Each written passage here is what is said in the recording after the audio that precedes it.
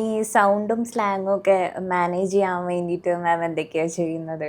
അങ്ങനെ ഒന്നും ചെയ്തിട്ടില്ല ഇതുവരെ. അങ്ങനെ ഒന്നും ചെയ്യാൻ പറ്റൂല്ല. കാരണം ഇത് സൗണ്ട് എന്ന് പറയുന്നത് നമുക്ക് ഓരോരുത്തർക്കും ദൈവം തന്ന ഒരു അനുഗ്രഹം. ഓരോരുത്തർക്കും ഓരോരോ ഐഡൻറ്റിറ്റി വോയിസ് ഉണ്ടല്ലോ. അത് നമ്മൾ ആരെന്ത് ചെയ്താലും മാറുമെന്ന് എനിക്ക് തോന്നുന്നില്ല.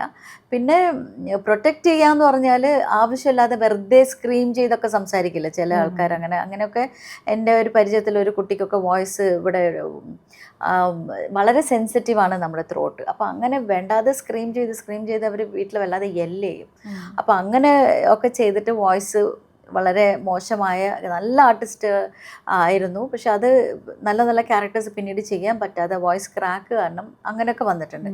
അപ്പം പ്രൊട്ടക്ഷൻ എന്ന് പറയുന്നത് നമ്മൾ ആവശ്യമില്ലാതെ നമ്മുടെ വോക്കൽ കോഡ്സ് ആവശ്യത്തിന് നമുക്ക് ഏത് ലെവലിൽ വേണമെങ്കിലും നമ്മൾ സ്ക്രീം ചെയ്യുമോ. നമ്മളിപ്പോൾ ഡബ് ചെയ്യുമ്പോൾ എത്രയോ പടങ്ങൾ ഒരുപാട് സ്ക്രീം ചെയ്തിട്ടൊക്കെ എടുത്തതുണ്ട്. എനിക്ക് തൊണ്ടയിൽ നിന്ന് ചോര വരെ പൊടിഞ്ഞിട്ടുണ്ട്.